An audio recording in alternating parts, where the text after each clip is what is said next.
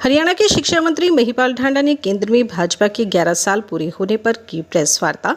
कहा, प्रधानमंत्री नरेंद्र मोदी के 11 साल रहे बेमिसाल। देश में हुए अनेकों विकास के कार्य, सीईटी की साइट के बंद होने पर भी दी प्रतिक्रिया।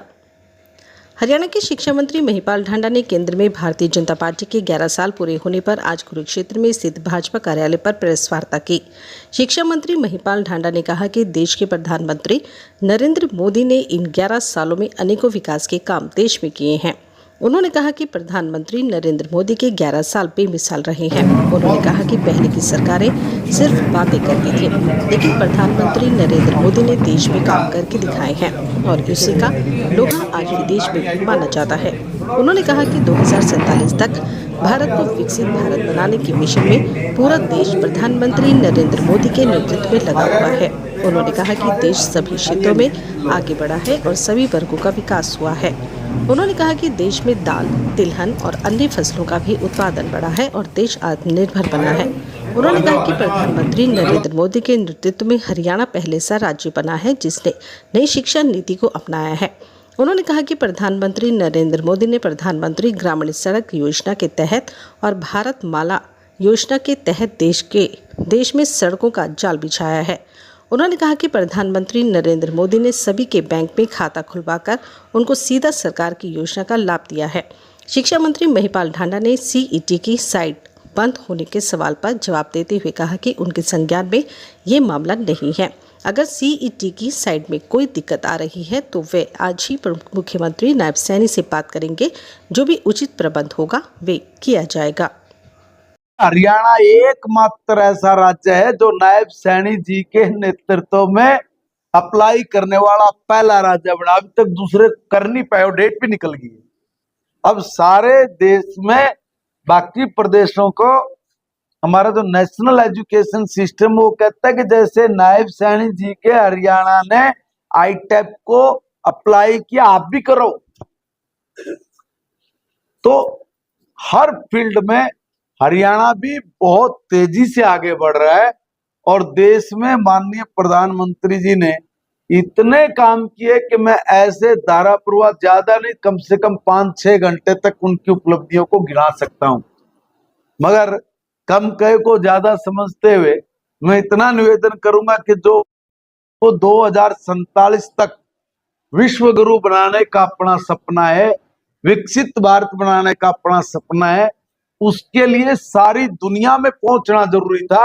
और जैसे मैंने पहले कहा, सारी दुनिया में भारत का तिरंगा झंडा गाड़ के सारी दुनिया के साथ राजनयिक संबंध अपने अच्छे स्थापित करके हमने दुनिया में भारत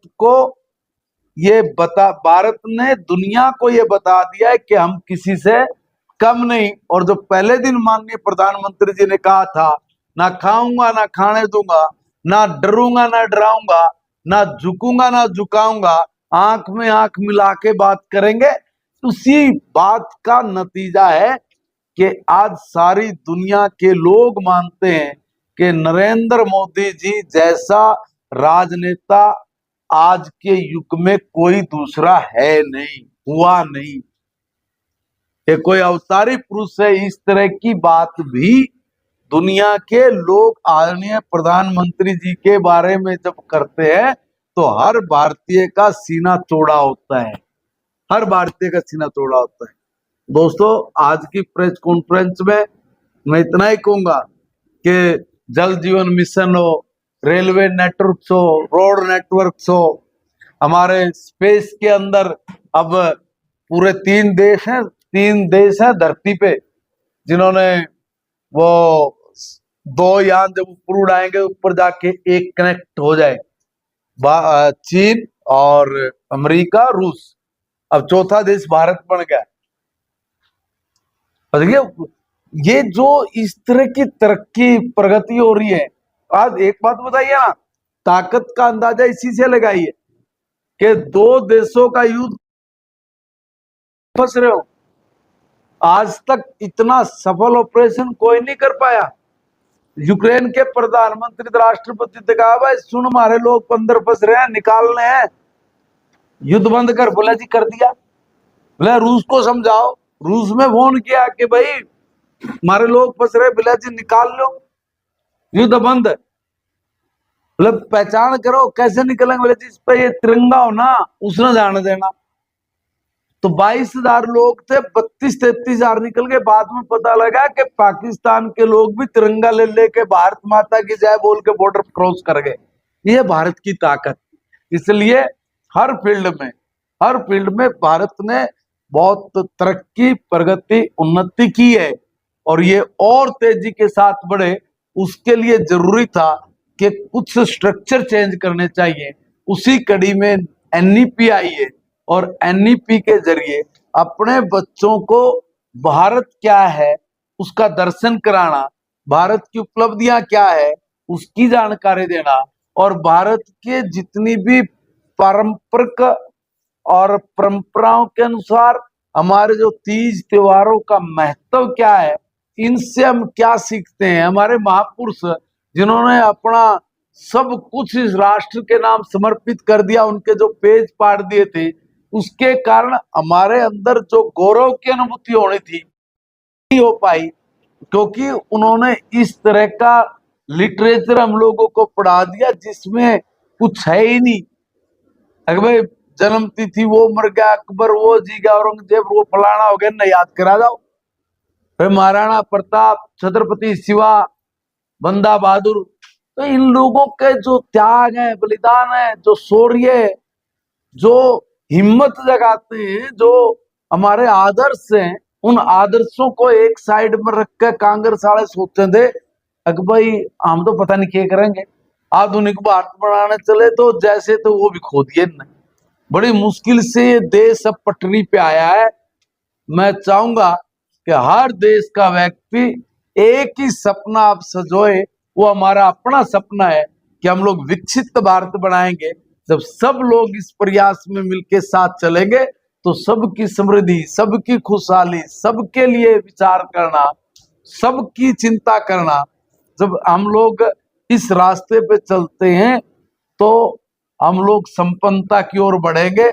और मुझे पूर्ण विश्वास है कि आदरणीय प्रधानमंत्री नरेंद्र मोदी जी के नेतृत्व में और हरियाणा में आदरणीय नायब सैनी जी के नेतृत्व में हम लोग विकसित भारत, विकसित हरियाणा के संकल्प को पूरा करने में अपनी जो सेवा कर रहे हैं, ये सेवा आप सब के आशीर्वाद से यूं ही करते रहे। इतना सा निवेदन करने के लिए आज के प्रेस को आज आमंत्रित किया गया था। बहुत बहुत धन्यवाद। मंत्री एक सवाल था कि 2018 में जो डी ग्रुप के बच्चे लगे थे प्रधानमंत्री, देखिए कुछ ऐसे काम है कि 2018 में और जो आज है इनका एक पैमाना होता है कि भाई इतने साल के बाद ये प्रमोशन होनी है, इतने साल के बाद ये प्रमोशन होनी है। तो एक रूटीन का सिस्टमेटिक काम है, जो जैसा तरीका विभाग उसी तरीके से वो करेगा। वो अलग अलग विभागों में गए बच्चे, अलग अलग विभागों में अलग अलग उसकी प्रमोशन के सारे रास्ते होते, उस पे तो होगा, उसमें कोई प्रॉब्लम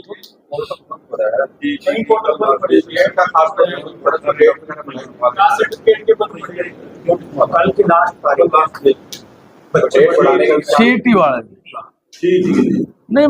बहुत लोगों से मैंने भी बात हुई, मैंने पूछा कि फार्म भरा, बिलाजी पर रखे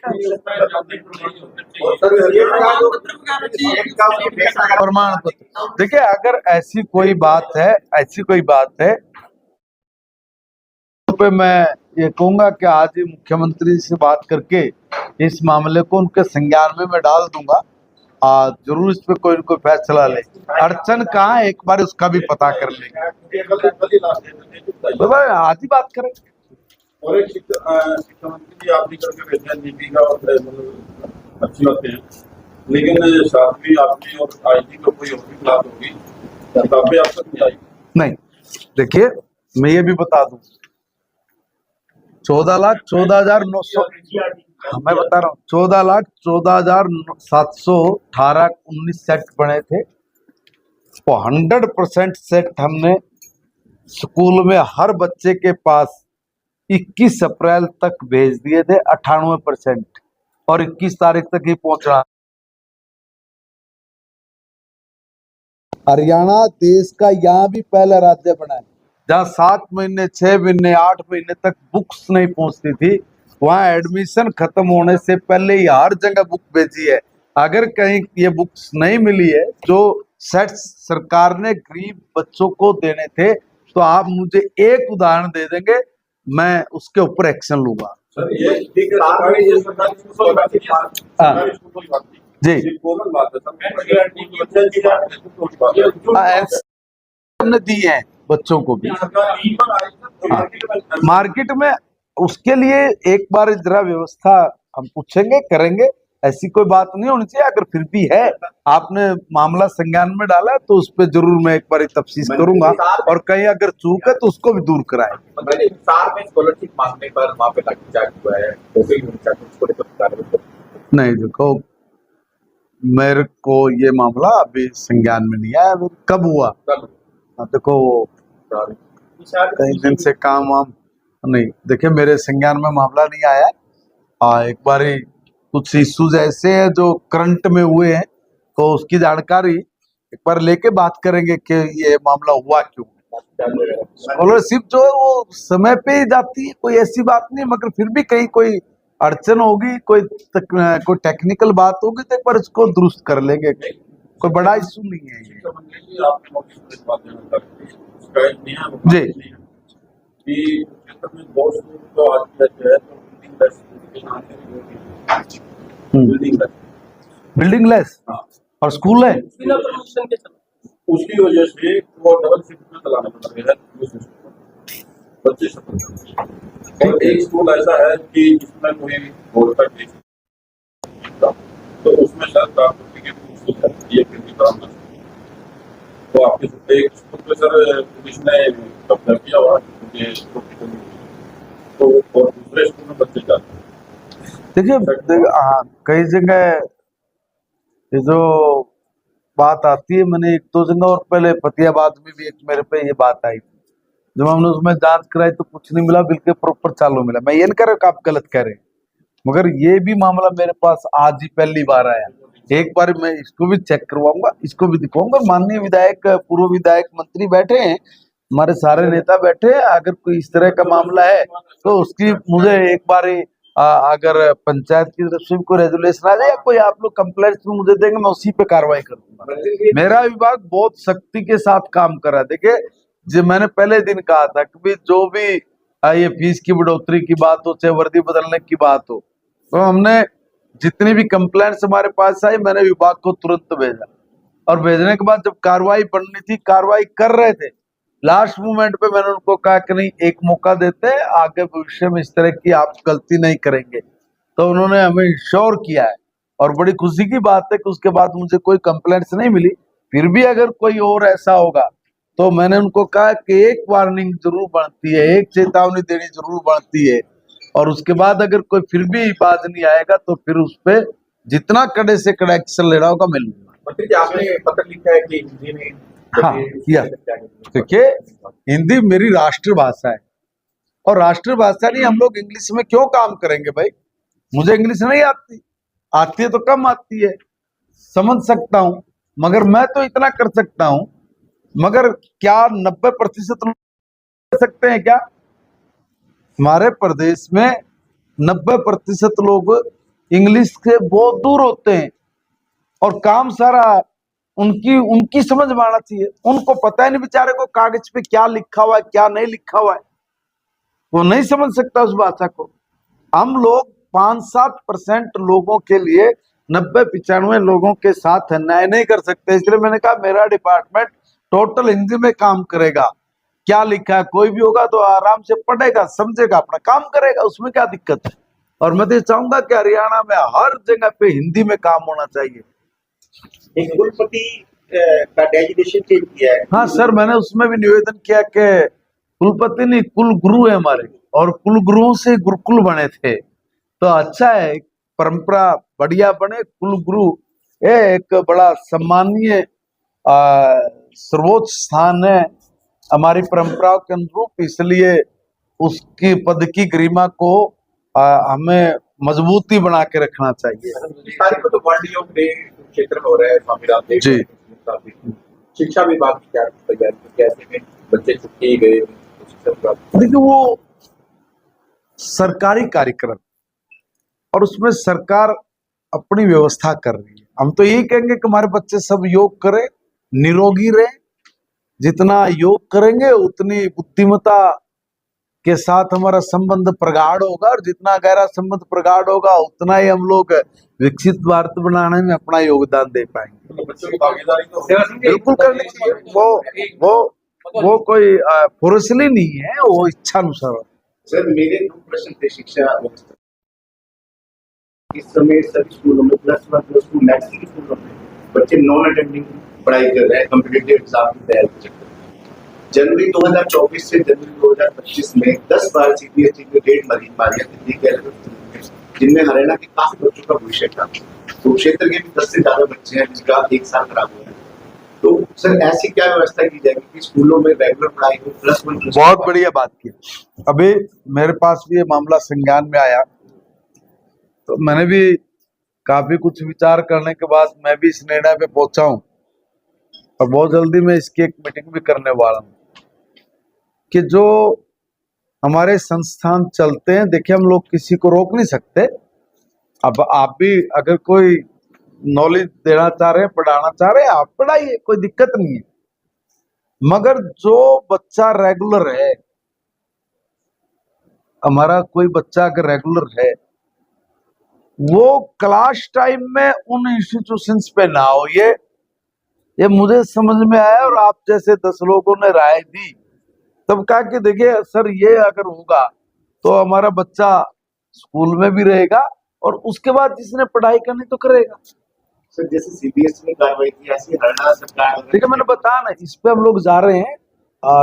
एक अच्छा निर्णय, सबका सामूहिक निर्णय लेके हम लोग इस पे भी अपने कदम आगे बढ़ाएंगे। जैसे सीबीएसई ने कार्रवाई की, इसमें हरियाणा सरकार द्वारा मैं वही कर नोटिफिकेशन जारी किया था, उसमें जिन संस्थानों में बच्चे पढ़ रहे हैं उनको लेकर भी नियम लागू किए गए थे, जगह को लेकर, इंफ्रास्ट्रक्चर को लेकर, लेकिन कोई पूरे नहीं करते, चाहे फायर एक्सिट सिस्टम हो, जैसे कई बच्चों की मौत हो गई।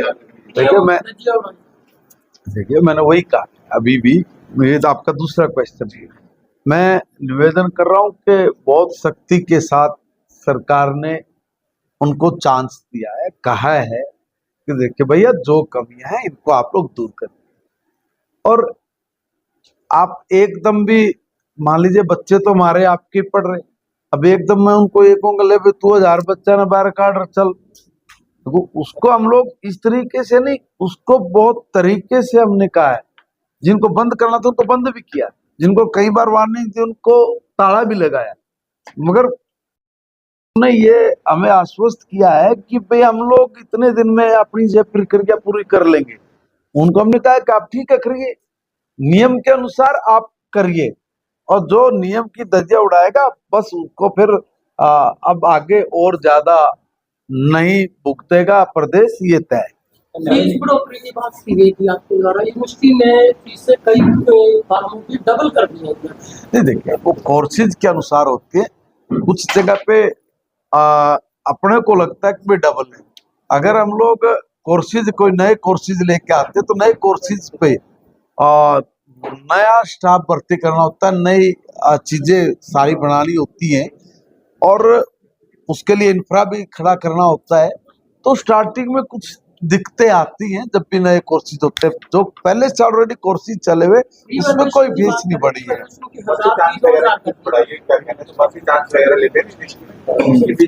वो कोई बहुत ज्यादा नहीं है, कोई कितने बच्चे होते हैं, बड़े मुश्किल से कोई 50 बच्चे भी मुश्किल से होते हैं, कोई हजारों के उस पर भी हम लोग एक बार विचार करेंगे क्या हुआ है, उस पर विचार करेंगे। आज हम सब भारतीय जनता पार्टी की केंद्र में जो सरकार आदरणीय नरेंद्र मोदी जी के नेतृत्व में चल रही है, उसको 11 साल है। 11 साल में अनेक ऐसी उपलब्धियां हैं जिसके बारे में हम लोग कल्पना भी नहीं कर सकते, और कुछ तो ऐसी है कि जो बहुत पहले हो जानी चाहिए, और जो नहीं हुई उसका भी कोई कारण है। देखिए, जब तक राजनीतिक परिपक्वता मजबूत नहीं होगी तब तक आप कुछ नहीं कर सकते। कमजोर राजनीतिक सोच के कारण बहुत बड़े नुकसान इस देश को उठाने पड़े। जब हमारे यहाँ आजादी नहीं थी, राजे रजवाड़े थे, तब भी इस देश को कमजोर राजनीतिक सोच के कारण बहुत नुकसान उठाए। सोने की चिड़िया को कंगाल बनाने में सारी दुनिया के आक्रांताओं ने कसर नहीं छोड़ी।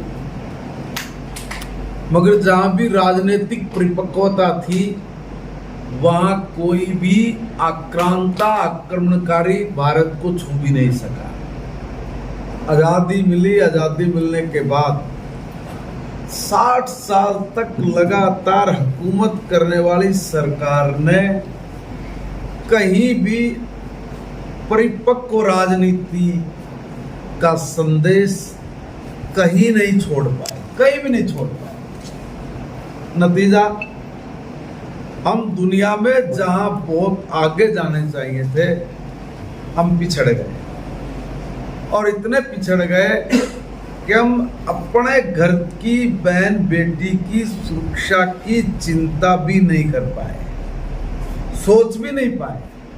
कभी दिमाग में भी नहीं आया कि भाई ये भी जरूरी है।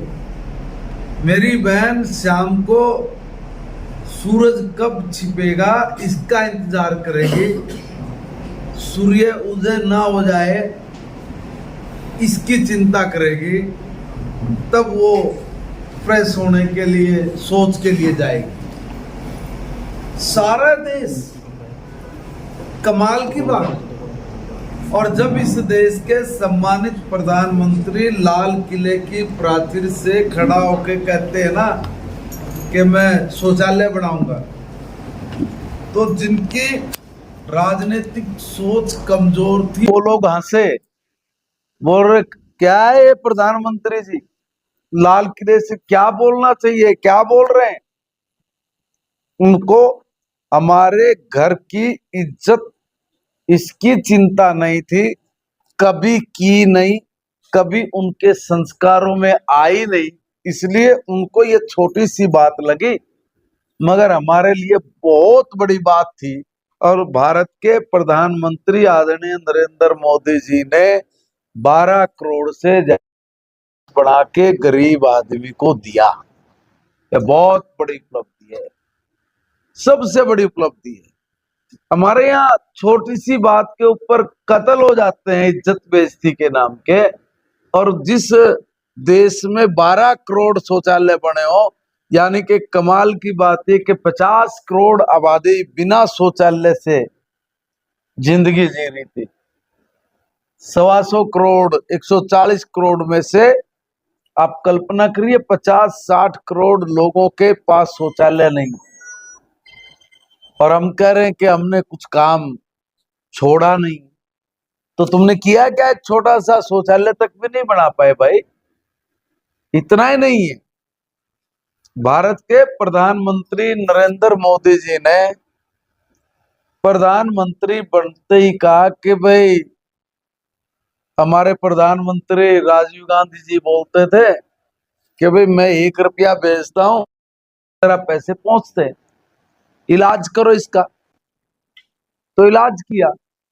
देश में जिन लोगों को बैंक में खाता खुलवाना है